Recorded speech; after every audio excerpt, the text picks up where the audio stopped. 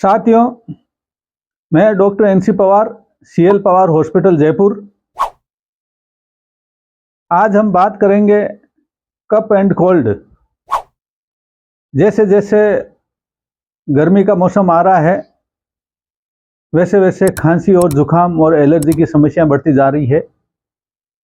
साथियों, cough and cold के अंदर होम्योपैथी चिकित्सा के अंदर बिना दुष्प्रभाव के बहुत ही अच्छे रिजल्ट मिलते हैं।